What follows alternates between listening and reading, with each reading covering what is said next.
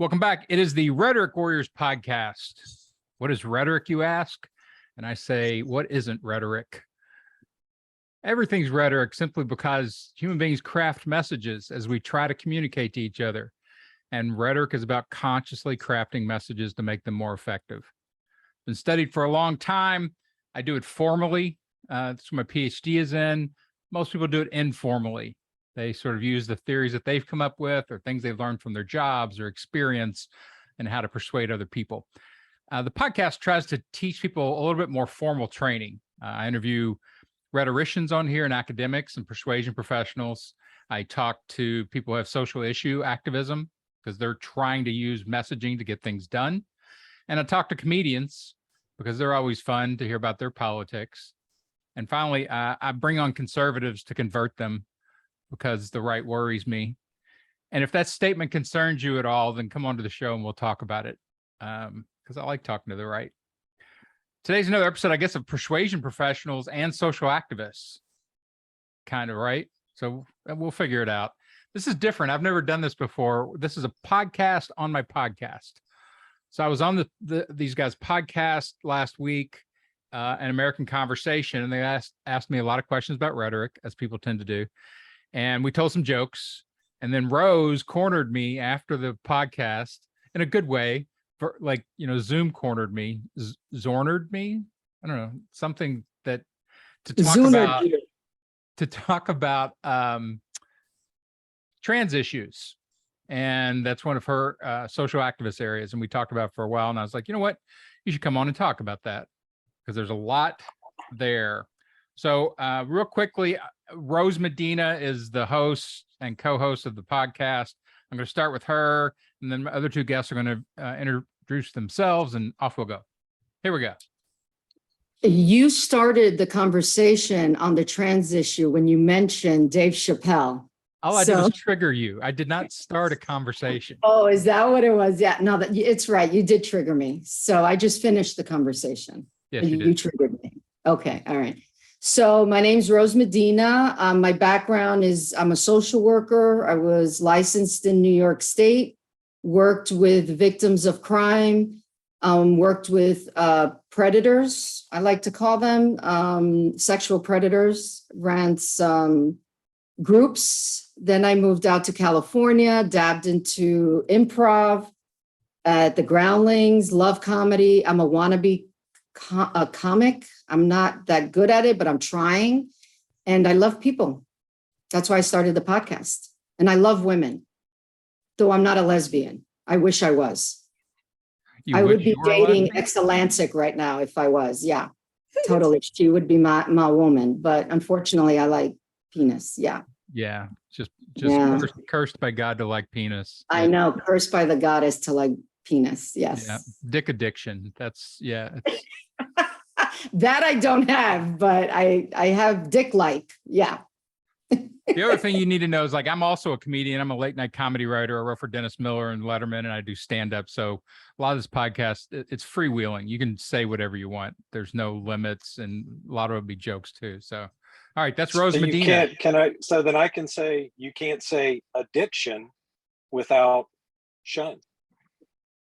That's true. I think I messed that joke up, didn't I? Right. Something about shunning dicks was in there, though. Thank you. Something like that. Yeah. This is why I'm not a comedian. But it had the raw materials. You saw the raw materials. No, I think the tee up was strong. The delivery was weak. But I'll keep working at it. All right, there you go. So that's what makes you a writer. You can't actually deliver the jokes. There you go. So who's next? Go ahead, Exulansic. All right. My name's Exulansic. That's what I go by on these strange times we're in. I'm a speech pathologist. So by trade, so I spend my day job just helping people learn how to communicate at all. And then when I'm not doing that, I've been a content creator, making videos looking at various angles of the gender ideology movement, the trans rights movement, and especially first-person narratives of discussing the outcome of the surgeries. So I find people discussing their aftermath and the nightmare complications they very predictably get. And then otherwise talk about different kind of schools of thought within gender ideology, because I have a bachelor's in gender and women's studies, and how there's multiple incoherent models of what is gender identity, what does that concept mean. But there's not a lot of awareness of the fact that there are multiple schools of thought about it that are incoherent. So we're in a situation where people are kind of getting people jumping down their throat for not knowing what the person they talk to believes, and the person they're talking to is not aware of the fact that other people actually do believe different things. That sounds about right. That sounds like a good overview of the morass of gender and identity that's going on right now. I have lots of stuff to talk about with that. All right. And our final headband guest, our second headband of the night. My name is Derek Duval. I have a master's in communication studies from the University of North Carolina. That was in the dim and distant past. The last quarter century, I spent building and running a technology company that has now sunsetted, and I am now who wanders with purpose. I'm going back to the school of life. Love to listen to people who are a lot smarter than I am talk about things that I find really interesting.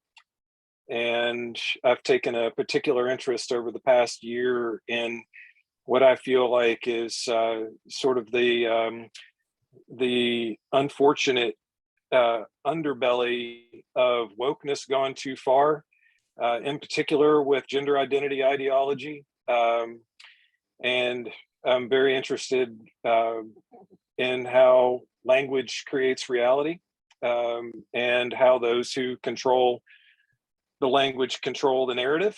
And I think there's a lot to unpack there as relates to social justice movements in general, and certainly gender identity ideology in particular. There you go. See, all you guys are sort of throwing horseshoes into snake pits. There's all sorts of stuff going on in these areas.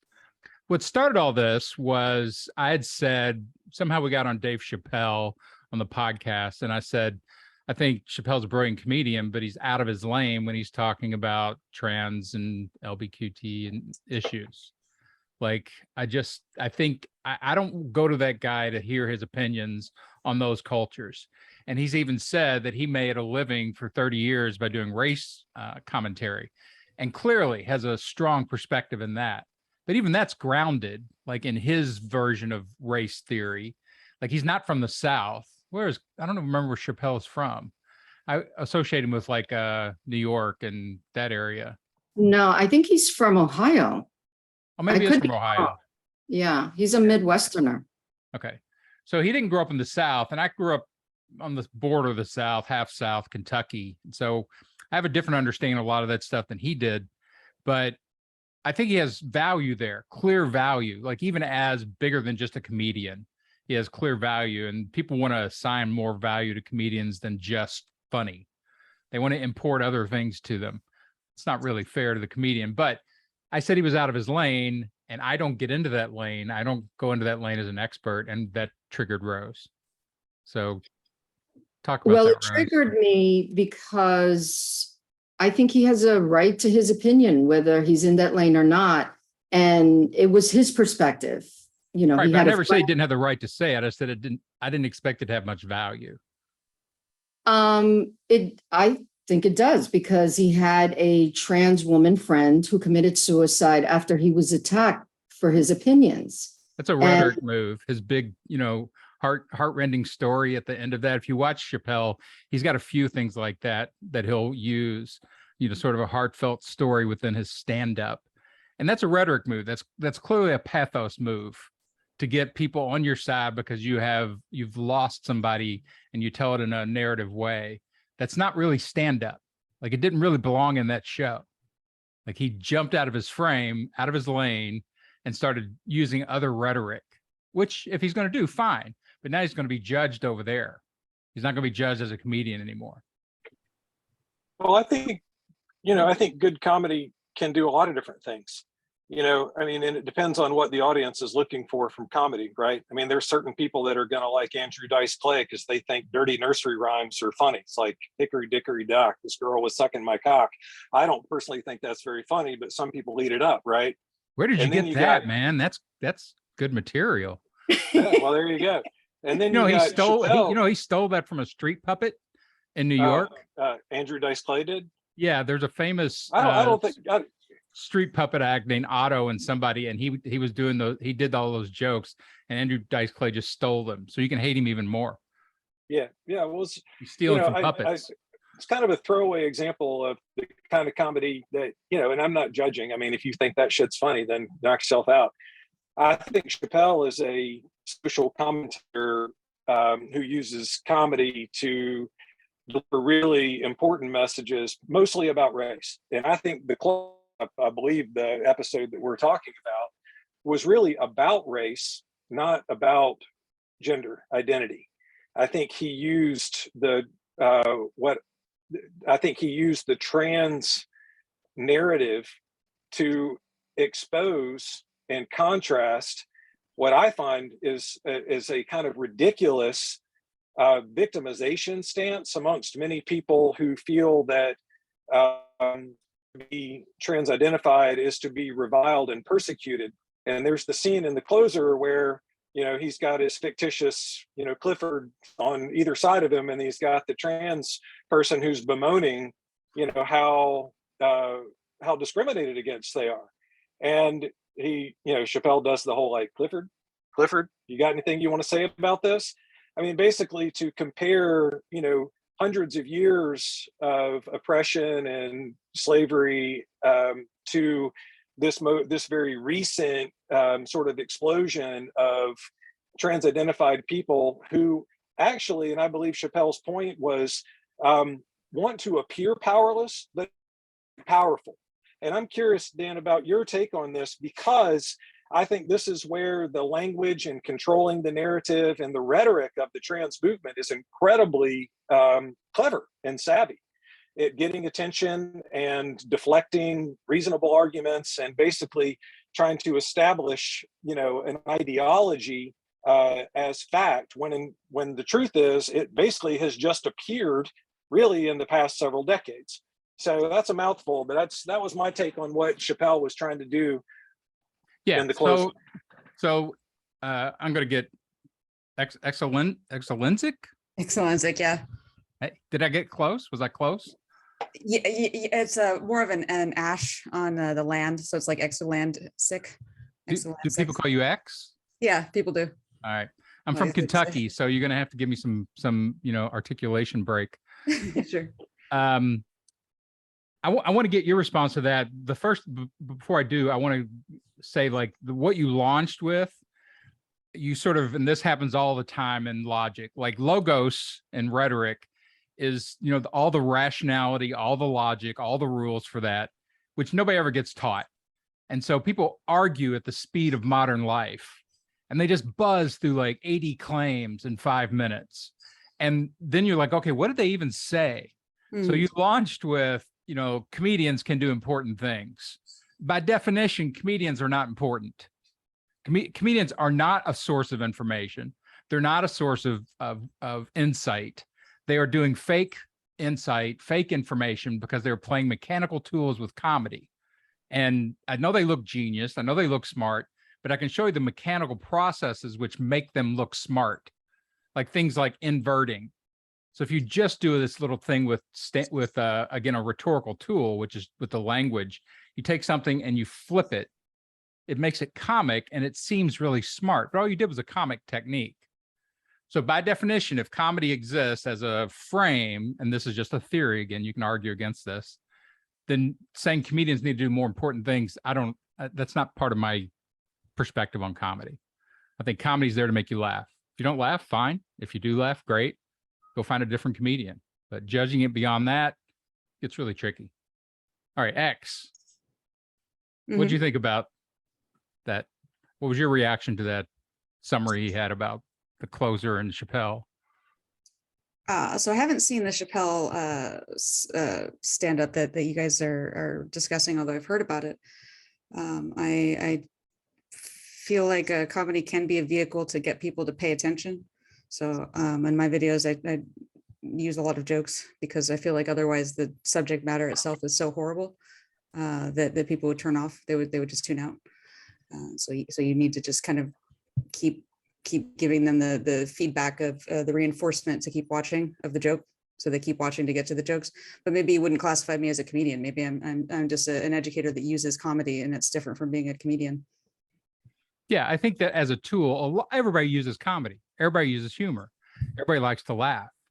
Again, like my thing is like when you move it over to professional comedy, do you want frames around your rhetoric is the question. And this is kind of what, again, sent Rose off.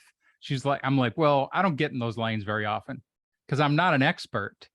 Like I literally have no experience outside of my daughter did a special effects makeup and beauty makeup when she was teenage in Austin, and she did a lot of free work for the trans community for drag shows. And she used to constantly, we'd talk about it. I'd take her to shows and things like that. And she'd constantly try to teach me. And I'm like, it's not getting in. I just don't care. Well, it's not that I don't care. It's just that's not my community. It's not my issue. I've got many, many issues. But if she had been trans or if it was something right there in my world, I would have learned a lot more about it. So I like frames. I like lanes. I think they're useful. Can I comment on that? Yeah.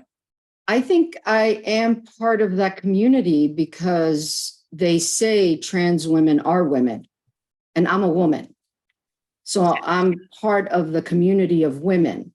So I feel that it's okay for me to have an opinion on it, even though to some people, I would think that I was out of my lane. But as a woman born, I feel like I can say something positive. It doesn't have to be negative, but to have an opinion on it. So yeah, that's all I have to say. Well, and again, to be clear, like none of this is me saying you need to anybody needs to be restricted in what they say. I don't care. Like I'm talking about optimizing people's rhetoric. That's kind of my, what I do in life. And to me, like I know I'm going to not be very effective outside of my particular lanes. And so I just don't go out there. Like I'll give you an example. They have this euphemism for Black nights at comedy clubs that they've used forever. They call them urban nights. And so a mostly white dominated comedy club will every once in a while have a urban night. And I was working in North Carolina not long after I'd started in comedy, and they didn't tell me they were going to do it. But on Thursday night, it was 250 African-American couples in the audience. And I have no comedy that fits that culture. And so I went up and I kind of played around a little bit first, and they were laughing. And then I started into my regular material and they just stared at me. And afterwards, one of the guys from the show came up and was like, you should talk more about black and white issues. I'm like, yeah, I probably shouldn't, because I really don't know how to turn that into comedy without just offending people.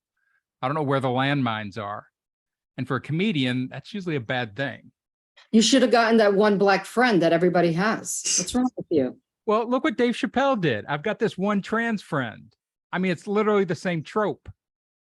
But he has a right. We have, freedom of speech. Why not? Yeah, I'm not saying you can say whatever you want, but it's unoptimized speech. And rhetoric wants optimized speech. I want the experts. I want to hear the people who are really good at explaining this, not the whole massive avalanche of weak opinions and non-direct experience. David, do you have direct experience with this issue?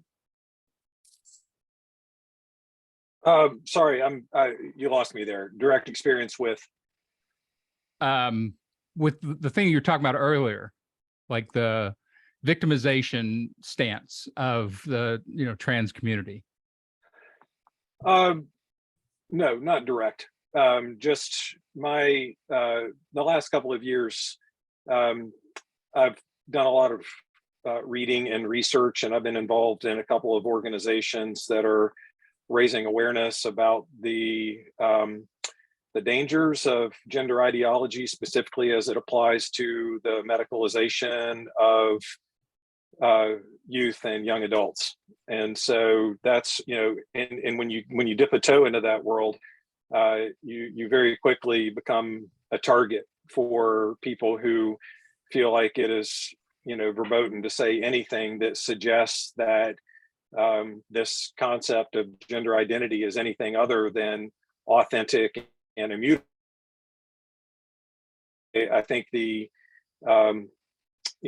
a lot that you could unpack here, but one of the things that I know is a controversial idea, and I'll just put it out there because I'd be interested in your reactions to it.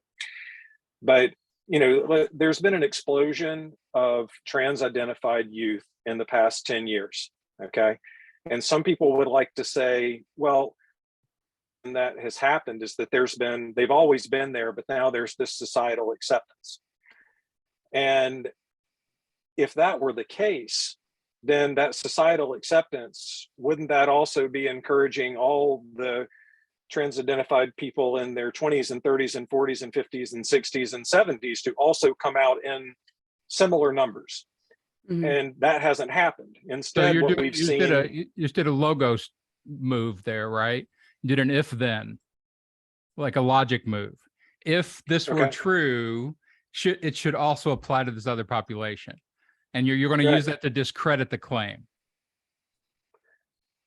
Well, and that's fine. I'm just, like I said, it just sounds okay. No, so you're describing rhetorical techniques, and I'm sitting there thinking, did you just say that what I said didn't make sense? Because what I said does make perfect sense. No, it can be put together rationally. You can follow a logos trail, and it was very rational what you said. That doesn't mean it's correct. And by the way, when I do stuff like this, it's not to tell you that you're incorrect or to criticize the way you talk, because that's what happens a lot of times with communication professionals. They'll find unoptimized communication and they'll comment on it and people feel attacked. I'm trying to optimize your rhetoric so that if you do want to make this argument to difficult populations, not to populations that already agree with you, then you need to know where all the flaws are in your argument. And so that's all I'm trying to do for people. Yeah, no, that's very interesting and it's helpful. Well, to wrap back to the original thought is one way to explain how it is that so many young people, and particularly natal females, have adopted a trans identity in the past decade is if you look at these teenage years and the population of people that are often identifying as trans, and you look at what I feel like is a vulnerability during those years of identification, of discomfort with the body, of what happens when you reach puberty, of what it's like to be a young woman in a society where there's there's always been difficulty for young women, as they mature and become sexual beings, and as they become, whether they want the sexual attention from men or not, there's just a whole lot that happens during those years.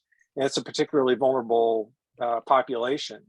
And I think the other issue with young males. Let me jump in a little bit, because monologues, like in podcast monologues, end up being kind of hard to listen to. And not that, again, you're making sense. It's all good. I just want to get everybody involved. X, what do you have to say at this point? Pick something. Pick out of all the things flying around in the air. Well, I mean, you would ask the other two whether they had experience with this topic. And so when I was in college, I was identifying as trans when I first encountered it, when I was in the Gendered Women's Studies program. So I was pretty deep in the community for a while. And I went to college at UC Berkeley, which is where Judith Butler teaches. And so I was like deep in it, really deep. And I was in school. This is like 2009, 2010. And then I went to a different school for graduate school and was still involved with the LGBT Center. And it wasn't until like 2015 that the pronoun stuff came onto my radar in the non-binaries. Yeah, so it's just quite a I hate to say the word journey. I make fun of how often they use the word journey in my videos. I play a little like whip sound every time somebody says it, and there's a little journey counter. So if you watch Good Boston Children's Hell is the name of that series. It's a response to 5 doctors at Boston Children's Hospital discussing what I've termed their healthy child sex lobotomy experiments. It'll make your skin crawl, but there is a journey counter for comic relief. That's funny. Yeah, I mean, all these things become so complicated so quickly, and that's kind of what I was saying. A rhetorician will sit back and listen to people making arguments, and the only way for me to give you a decent response is to start pulling out claims, attaching it to evidence, judging the quality of that, so that you can offer rebuttals, and then setting up a warrant that says this is now qualified to make a conclusion from. And nobody argues that way. They don't even do it when they set up the arguments by themselves. Like think of it as a continuum. They're expressive humans, and we are all expressive humans. You don't think about what you're going to say, you just say it. You may have thought about it before, but you express. And over here is a rhetorician who will not let a single message out of their mouth before they do really good work on it, because they want it to be super effective. And I find in these really complex issues like this, there's just so many sites of conflict and potential failure, like the semantics. The problem right now is there are only 2 terms in the existing English language for gender that have been normalized over thousands of years. And suddenly we're like, we kind of need more. It seems like things have gotten more complicated, but artificially creating terms is unnatural semantics that doesn't work, especially when they have no stability. And when, like you were saying at the beginning, they move around across the community. So you get all this confusion, all this irritation, and all this conflict, but it's a semantic conflict. And The so, word was already invented. It's called personality. And then your sex is binary. You're either male or female. That's it. It was already invented. We don't need to reinvent the wheel. So that's what does that mean? Explain that, because that definition reinventing means the wheel. Definition makes no sense to me. Which one? Personality versus gender. Because there's no such gender means sex. That's why Ginsburg created it, because men could not tolerate the word sex when she was doing some kind of argument in the Supreme Court. She came up with the word gender, which I think in Greece means sex. It's one of those countries. So she brought that to the consciousness of language, probably the 60s or 70s, but it means sex, and sex is binary. Allen Ginsburg created gender? No. Ruth Bader? Ruth Bader Ginsburg, sorry. And she came up with it because men were like giggling, I'm sure, and she said sex, kind of like in Family Guy, when somebody farts, everybody giggles. So she used the term, changed it to gender. So now it's been co-opted, and the way I feel like it's been co-opted, and I know it's a feeling, is that it's personality. It's people should just be allowed to be who they are. The personality is already taken as a word. It doesn't mean gender. Personality is gender. But what does gender mean to you? I don't know. I haven't really thought about it. Broadly, it means category. Category? Category, yeah. So it comes from the same root as a word like genera or genre. It's the same root. It's a category, and so in the gender wars, people use it in a few different ways. One meaning of gender is things like an ad hoc collection of secondary things like femininity. We would call that a gender, but that's not how some of them are using the word gender. Some people also use the word gender to talk about the sex, age, species intersection of adult, female, human. So therefore woman is the gender. That's how some people got to woman being a gender, whereas other people, femininity would be the gender. And so there's multiple definitions for this word that are currently in use that are incompatible. And then so the people that want to say that gender is the adult, female, human, the reason they want to say that a lot of times is because they're trying to make room for male women. Like their goal is for there to be male women that are defined as women based on looking like women. But a woman is not anyone who looks like a woman. That's not a meaningful definition of something. Exactly. Gold is not anything that looks like gold. Fool's gold is Amen. I love listening to Exulansic. Fools women? Is that what it is then? They're fools women? Yeah, basically. more or less. Grass. Well, and again, like if you get into semantic theory, the very basic thing that you learn, first of all, that kind of blows your mind is that the words don't work.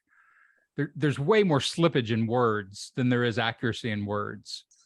Like you can take any term, and like I sometimes when I teach comm theory, I start by saying the word dog.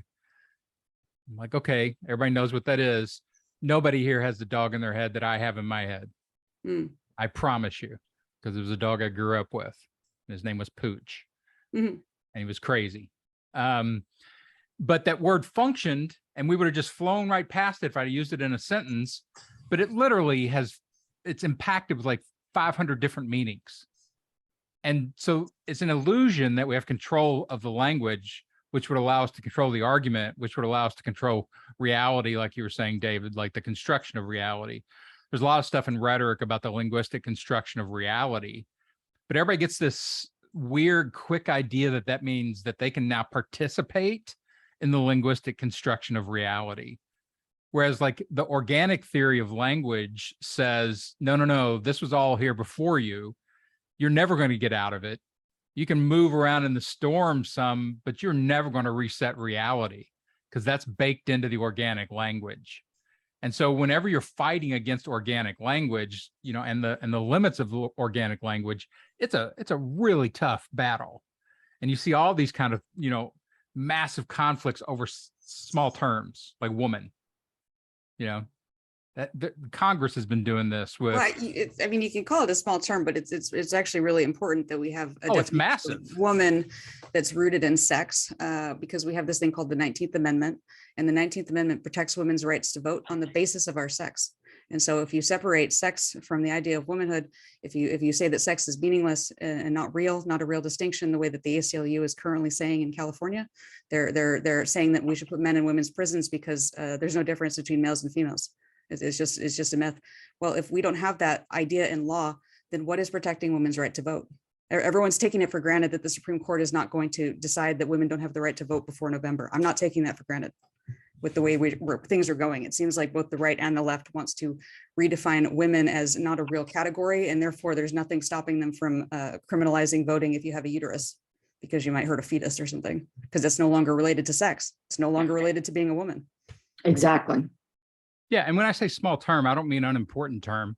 Okay. I mean like the crazy amount of things in there. Like you just added in the legalized definition of woman, which is a whole new area of rhetoric. Versus the cultural definitions across all these cultures, across time, that word is horribly unstable across all the times and places where it's used. It has no clear definition. Not to us. I don't know. I feel like it's always been adult female humans, because femaleness is older than humanity. We've been females longer than we've been humans. Right. So the organic language boiled this up and said, yeah, here you go. Organic, whatever you said as your definition seems to be the predominant definition we've used.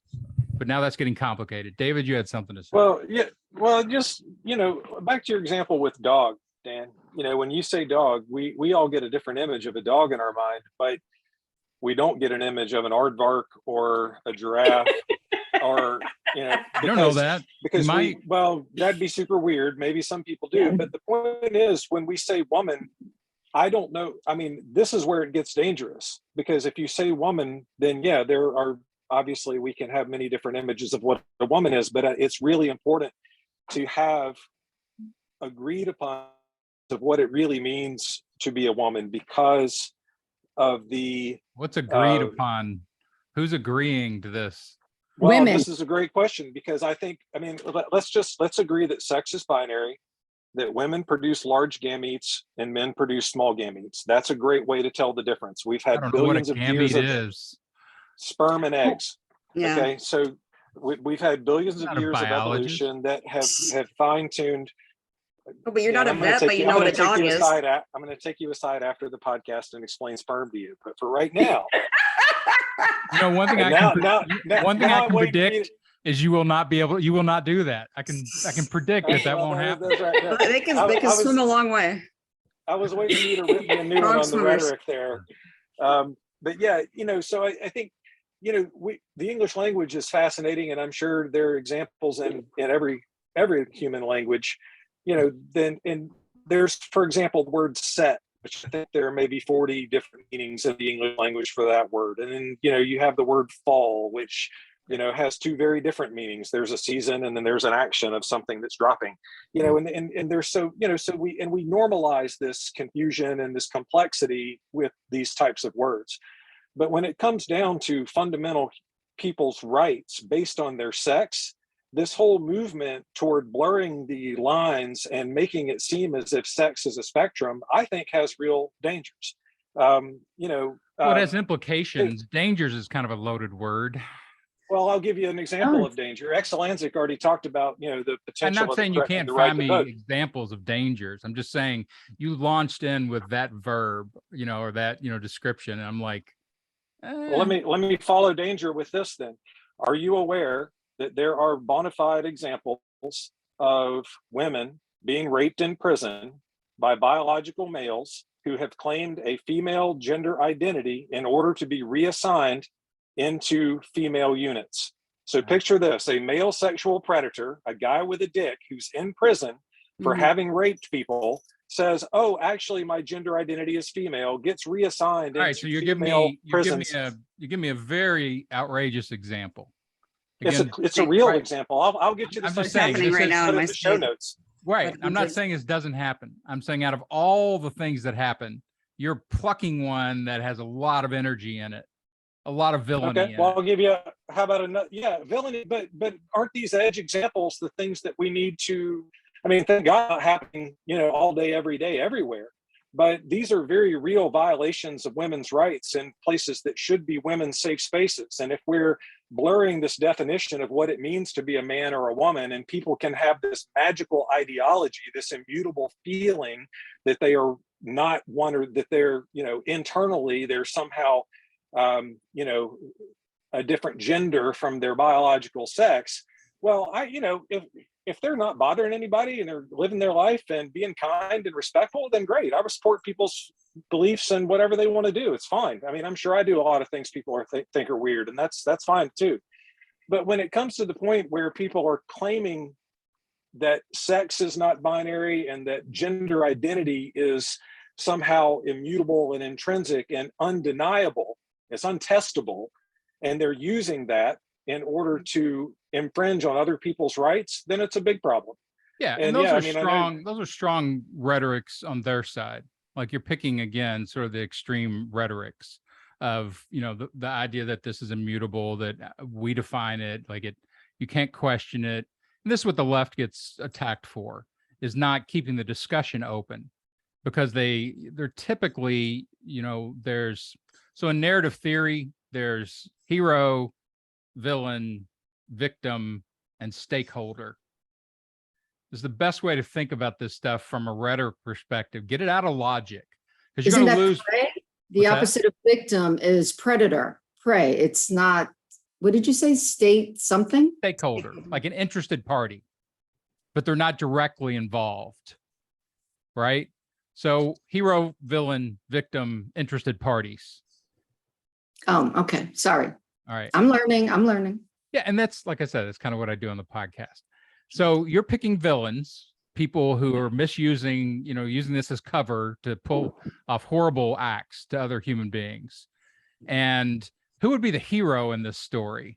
Like, the people who come in and stop this from happening and redefine everything so that it's clean and clear, and that you can keep these people from doing that?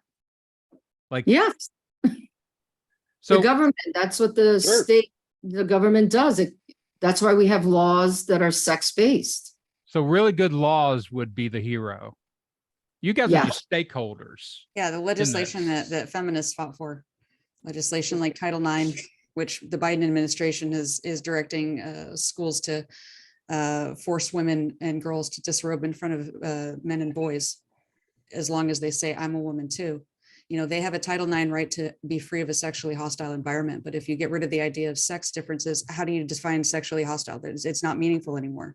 So we're just throwing out women's and girls' protections with no consideration for what that impact is going to be. Right. Just like David pulled out an extreme example, you just pulled out an extreme example for me of women disrobing in front of, That's what happens boys when and you let stuff. boys compete on the girls' team. I And totally let get it. them in his locker room. But you So guys that's are what happens. I don't think- rhetoric wise, you're going to lose people when you pull out extreme examples and make them representative. It's It a is rhetorical representative. flaw. The president directed schools to do this. The president generally. There's no way that Joe directed Biden schools- Yeah, said, there hey, is. hey, what I There want y'all to definitely is. do, what I There want y'all to definitely is. You're do just is wrong about that.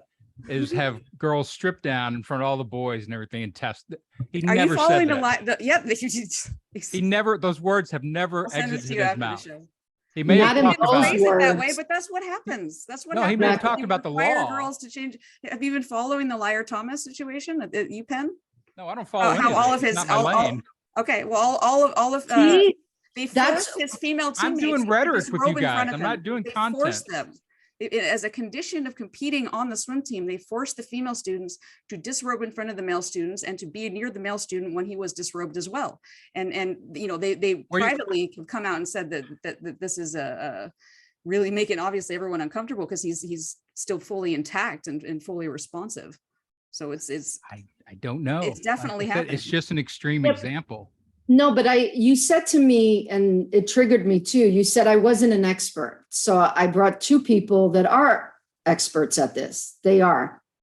So, but now you're telling her she's not in her lane. This is her lane. That's not what I said. What I Oh. said that this is unoptimized rhetoric. Like if you want to, depends on who you're trying to persuade. Like if you're persuading, I don't know where you guys sit on these issues. I have not done a background research to see where you guys are. I know Rose is, I kind of intimate that she's anti-medical Nothing. transitions. Yes, I'm anti-medical transition of children. Once Children. you are an adult, you can do whatever you want. I don't care. Okay. So that's Yeah. a specific claim area. Like that's something I can actually talk about and do logical rhetoric on. But all I'm trying to do, like, as this stuff is coming at me and you guys are steeped in it, clearly, you've thought about this a lot, but the content doesn't matter to me. What matters to me is the rhetoric. Like, are you being effective with the audience you want to persuade? And some of the things that you're pulling out, I've heard from both sides, extreme examples, are a rhetorical flaw. I think it sounds extreme to you, but it's actually happening. And so I'm not sure what we're supposed to do. Actually What do you know happening about what's doesn't make happening? it representative. It is representative of what's actually happening though. Exactly. All right. So So I'm in not sure rhetoric, what sort of there's evidence you would need to. there's six to things we need in understand. logic. I get you guys to use.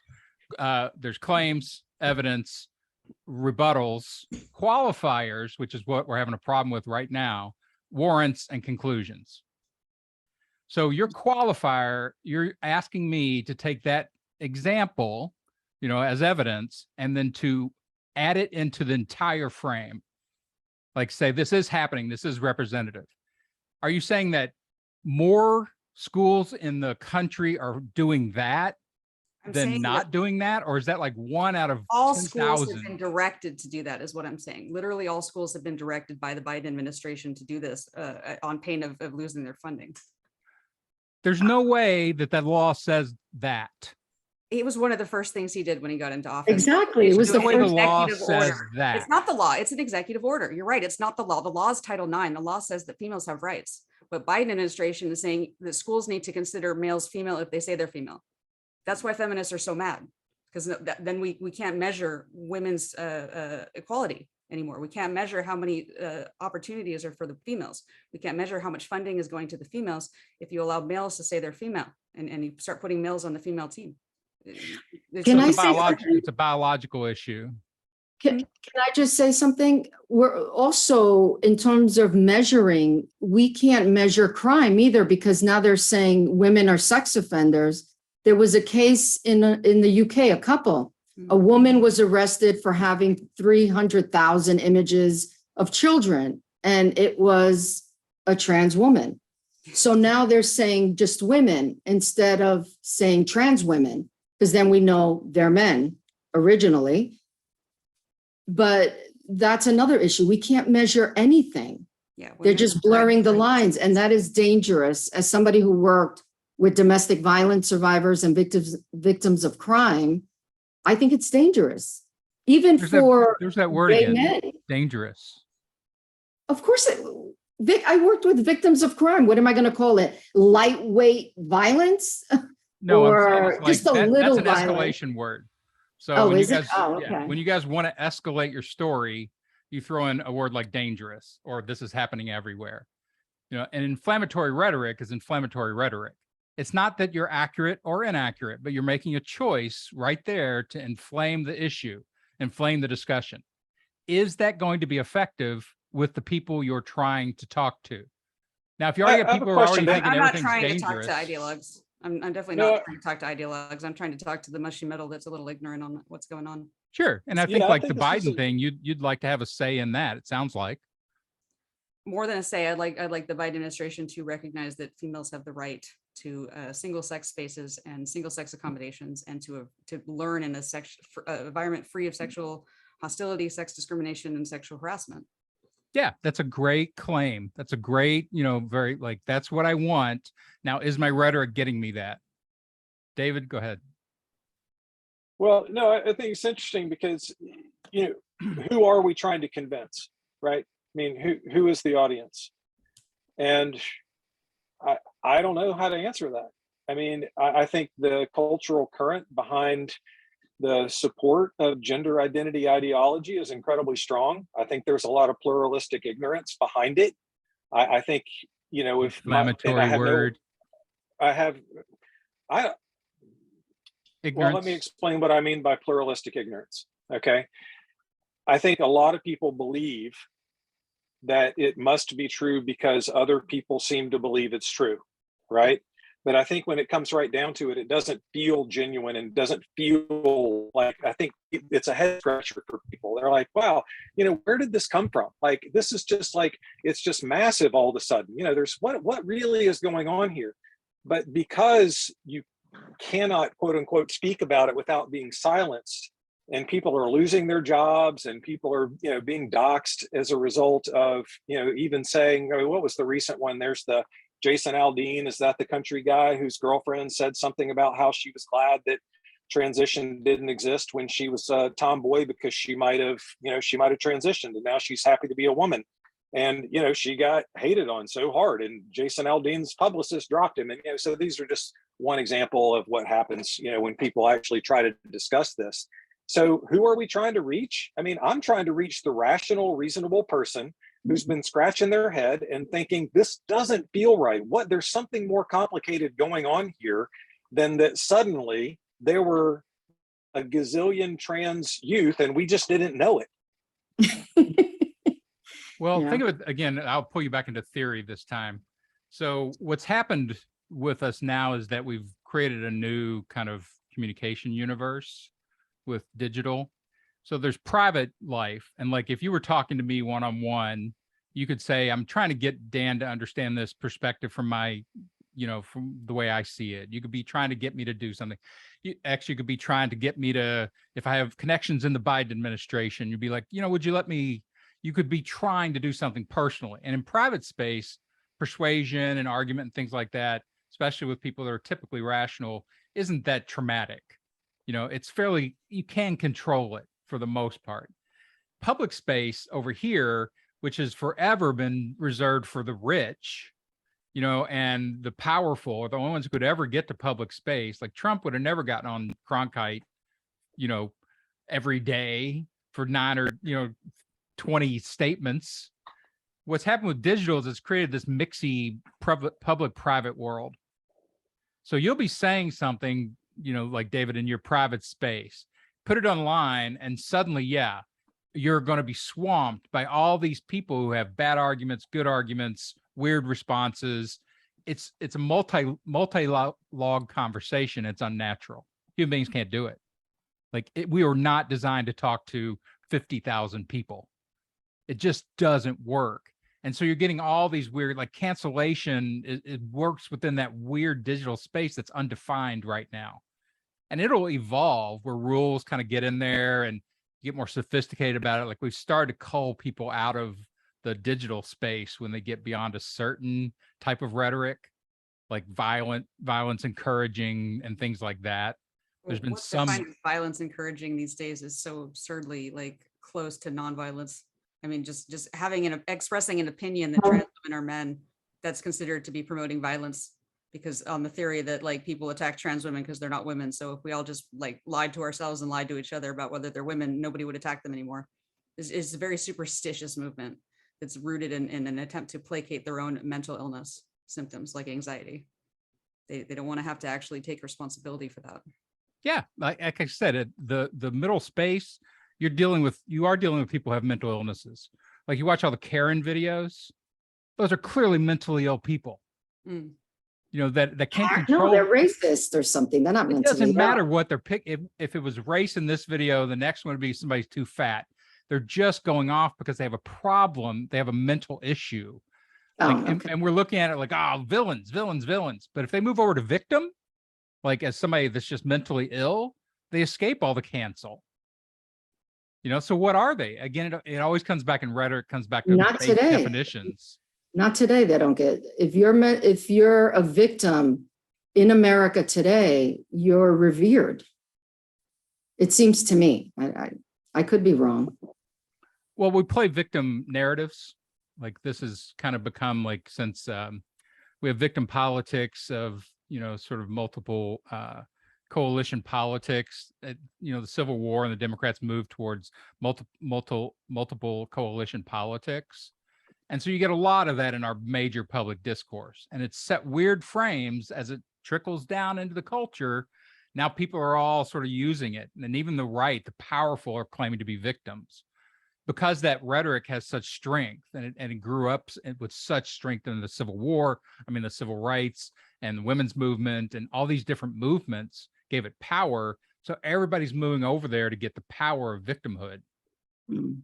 Which Dan, makes sense. can I ask you, yeah, as you know, from your training and your expertise as a rhetorician, like what is your take on the fact that in the past, it seems to me like even only like 5 years that we've adopted this idea that words themselves can be violence. What is your take on that? I think because words occur around physical violence, it's easy to conflate them. And conflation is one of the big rhetorical challenges in the modern world, where we force two things together and we start assuming they're the same thing. And I think that's kind of what's happened with violence, you know, being imprinted on to words or attitudes, or, you know, a bad look, you know, you made me feel uncomfortable, and that was violence. But again, it's all just trying to stretch that original rhetoric that has power into it over onto your issue so that you can get some stronghold. And what we really need to do is look at the rhetorics that people are choosing to try to get their issue forward. And again, is it the rhetoric you need to get to the audience you want? And I hear a lot of this on the left. I have this argument with my daughter all the time where I'm like, I'm a sympathizer for almost everybody. I'm very liberal.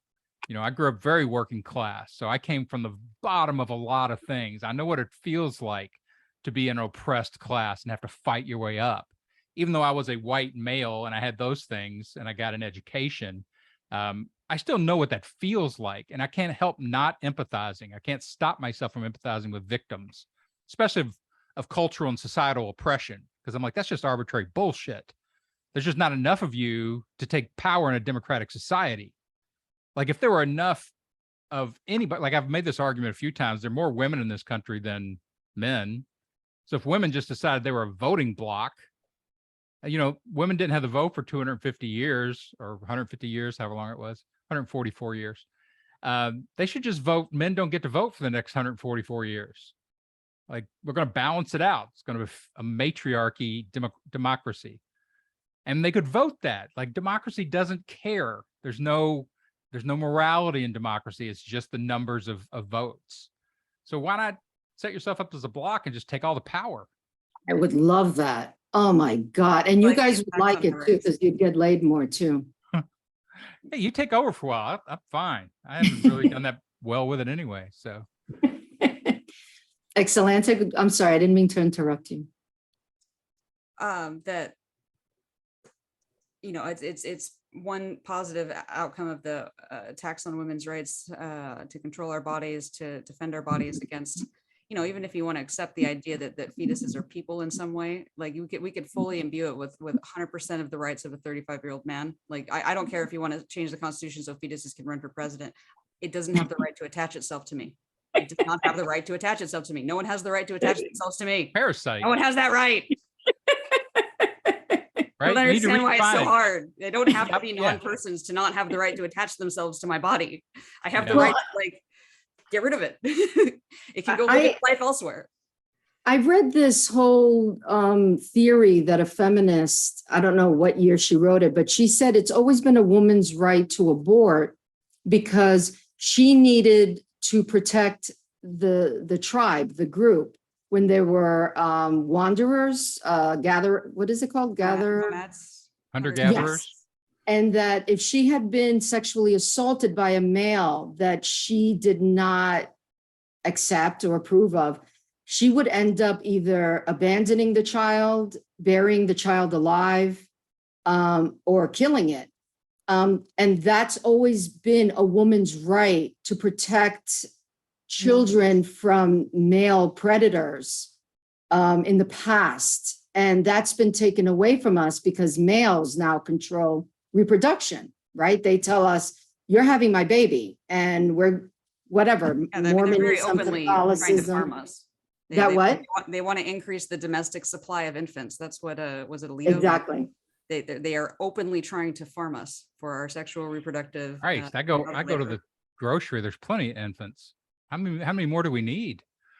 Exactly. But Dr. Jimmy Fallon, head of the neuroscience department at Dr. UV Jimmy Fallon? That's his name? That's his name. That's his name. Wow. It's funny. Yeah. And he's head of neuroscience at UC Irvine. And he said women today are having children with psychopathic men. So you're producing more psychopathic men today. And this is worldwide. And he says this is a bad thing because we have a lot of, You're attracted to psychopaths?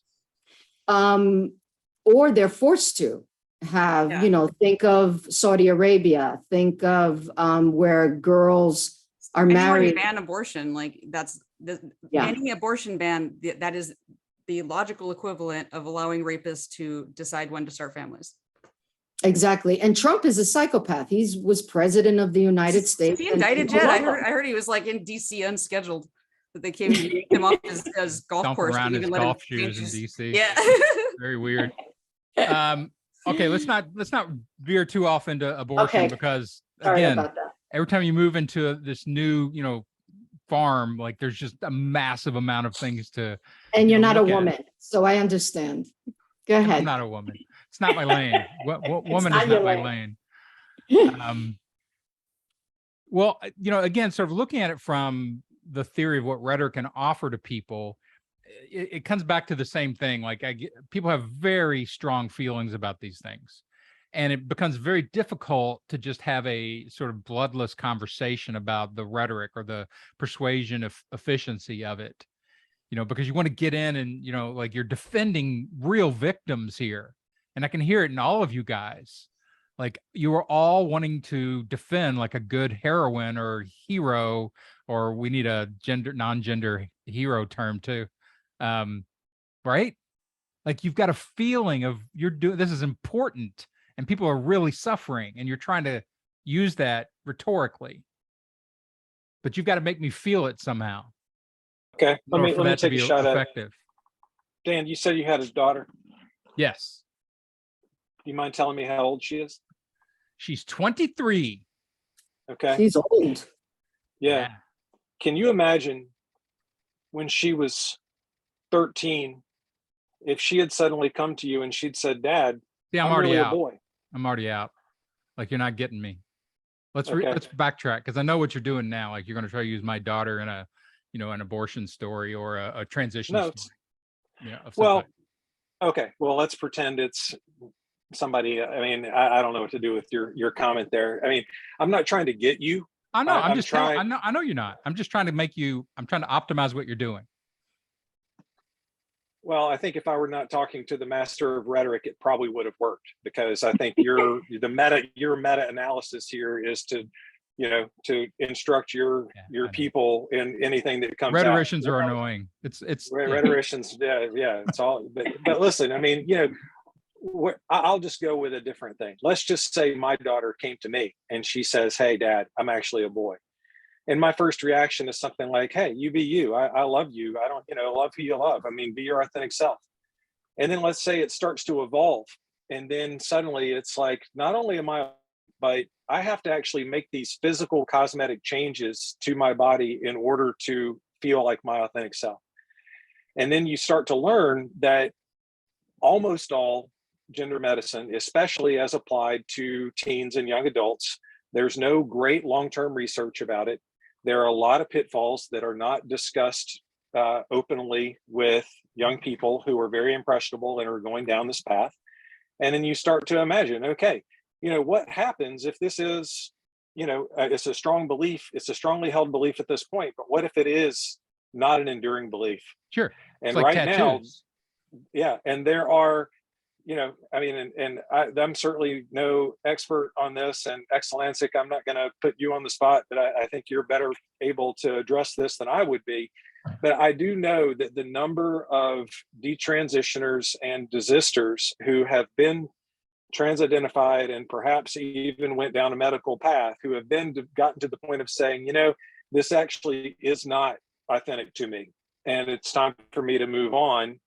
And it creates some very real challenges in terms of, and I mean, the medical challenges, I'll just leave it right there, because I think that's more concretely, discussable. And then I'm sure, I mean, there's a number of, social and emotional challenges that I can't even quite imagine, because I haven't had that experience.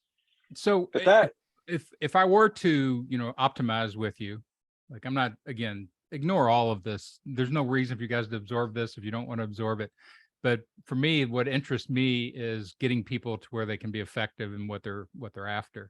And so, like, if you had a daughter and you had been through this experience and you knew the feelings of it and you knew the timeline of it and you knew the pain of like making these decisions and what worked and what didn't, then yeah, I could listen to this story deeply. But because you're giving me a hypothetical, and this is what people end up doing when they're stakeholders. They're not directly involved.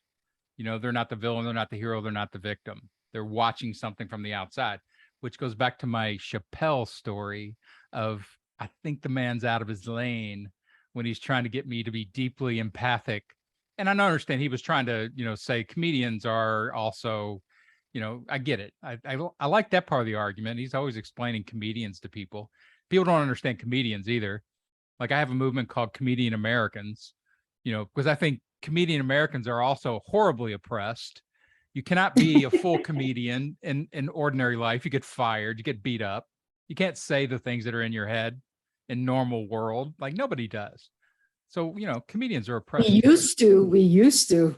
They are oppressed. They used to be able to say whatever the hell they wanted, right or left. Yeah. So that's my political party, is Comedian Americans. But like, when you look at that, I'm like, okay, that hypothetical doesn't get me. And the timeline that you talked about that reaches where there are some people that are having problems about this at the end, is that 70%, 90%, maybe a quantified argument would help right there. Clearly it's a biological medical procedure. You see this with people I live in LA, and so it's silicone everywhere. I mean, I can't tell you how often. I can't tell you, but no, there are very young girls that are getting this stuff now, or like butt augmentation. I see girls in their 20s in the gym, and they've clearly augmented, and so now that's also an issue. And it's the same kind of issue of like, there's a biological option, there's a medical option for something that's not natural, right? These are not natural progressions, they're medical progressions. So if we look at that and sort of abstract that out as an issue, like, what happens when human beings start to get medical options, medical biological change options? Like, is that a good thing? Is that a bad thing? Well, with trans in particular, it's a bad thing, because these medical options they're being given are being given on the theory that women are men without testosterone, and women are not men without testosterone. Women are women. And so you get issues where organs that you might take for granted as not being sexually dimorphic, like the pancreas, it just doesn't seem sexually dimorphic. It's about the same kind of size, shape, color. It does the same thing, right? But it's very sexually dimorphic in terms of how it responds to testosterone, because men evolved to have testosterone. So all of their organs also evolved to have testosterone, and women evolved to not have testosterone. And so we have all of these things that are in place that are assuming not testosterone. So people are being sold this idea that it's a spectrum, and so shifting along the spectrum won't harm you. But then they're put on testosterone, and years later they're developing pancreatitis and having to go off of it for that reason. Yeah, Scott- I think like you seem to have a strong expertise on the biological, chemical, side of this, which is really useful, because almost nobody I hear in this discussion area has that. Yeah, I'm weird. Definitely weird. No, you're very useful. This is what I was talking about to you, Rose, like when I asked, are you an expert in this? If you're going to talk about a medical, biological issue, you probably want that expertise too. Yes. But I'm an expert in predatory behavior, and I was also an expert witness, family court, with sexually abused children who I would encounter later, who had a lot of issues with identity, with safety, with all that. But I'm not an expert in transgender. I agree with you. I'm not an expert at that. But that slice of expertise you've got is valuable. I'm not devaluing it completely. Like, that's why I said all these issues get really complicated. It turns out you need multiple expertises. Sometimes Absolutely. you even need rhetoric expertise in order That's to do Derek. good work in there. Derek is an expert at that. He has the same degree, not a PhD, but he has a master's in communication. So in our podcast, that's what he is. Can I just say something? Exulansic, there is Scott Nugent is going to be at the Anaheim convention. Are you coming in October? Oh, really? Yeah. People have asked me. I'm not sure, because I'm about to go out of the country and go traveling for about the next 10 days or so to go to a few different conferences. So it might be a bit too wet when I get back. But I might. I don't know. I have a part of my family is down there, so I do go down there pretty often. I might have to drag Dr. Dan with me to go. He's just down the block for me, so I might drag him there. So many other lanes. So many other lanes. I don't think I can add another lane. Just gotta drag your ass there, and you could meet all these people that you say it's only a small number, but I'll show you a large group of people affected by this. Yeah, I'm not saying, I didn't say it was a small number. I asked whether it was. Like, I don't know. Because why? Because it's not my lane. I don't know. I don't know the content at all. What I find interesting, and I think, again, the role I try to play is to help people reach the audiences that they can't reach because they've only got single monolithic rhetorics and they're not ready to adapt. My daughter had this issue. When she started at University of North Texas, it turns out to be, it was supposed to be like a little kind of hippie / public college, but it turned out to be very Christian. And I raised my kids to where, like, I don't even think they knew. They're like, what's this Jesus story? And I'm like, I don't know. Stuff they talked about me when I was a kid. But so she was like getting harassed by some, Christians that had come on campus, older people who were like, you're a whore and you're, and she's like, and she confronted them. And I'm like, Good. well, did that change them? And she's like, no. I said, did it upset you? She goes, yes. I'm like, well, that was ineffective rhetoric, and she was a communication student. She was actually in Intro to Rhetoric, and the book she wrote was a buddy of mine's book. And I'm like, let's call up the guy who wrote the book and let's tell him what you did and we'll see what he thinks. I'm like, I just want you to be effective. I don't want you to be lost in fury, which is what everybody ends up, like a herd of fury. And they're like, I can't get things done. I can't get people to accept. What's wrong with people? Like, well, what's wrong with your rhetoric? Good point. It's painful to not just express, but it's more effective to stay rhetorical. Well, it looks like David dropped. We're over an hour. Oh, These things go wow. quick when there's like Yeah. 4 people talking. Mm-hmm. Oh, he's losing his signal. No video Okay. or audio. Okay. I learned a few things, and that's very difficult for me because I have severe ADHD and no filter. So I say what I think. And what makes me feel confident in an argument is if it's factual. If I can prove, then I'll say it. If I don't know something, I'll be the first one to say, I don't know what I'm talking about. And I usually say I'm talking out of my ass because I don't know. My father used to tell me, if you don't know what you're talking about, shut the fuck up. And I love that because if I didn't know, That sounds went like out- stay in your lane. That sounds like stay in your lane advice. no, the difference is that I would go and read 100 books. Is that On it. expertise? Yes. Is it? In my life. It's not. Yes. That's what everybody doesn't understand in the digital space. Like virtual expertise is not expertise. Expertise has to have a lived dimension in order to be full expertise. Doesn't mean you can't say smart things. Like a lot of times when I work, do consulting for companies that are trying to become more persuasive, I talk to the C-suite of CEOs and everything, and I start by saying, look, love that you guys hired me. Thanks a lot. But you all have SPS and it's going to cause problems. And they're like, what's that? I'm like, that's smart people syndrome. And I'm sure you're all smart. You're educated. You can learn things quickly. That doesn't mean you can do your own communication. You can understand it, but I'm going to bring creatives in here who all they do is mess with words. Their brains just do really crazy things with words.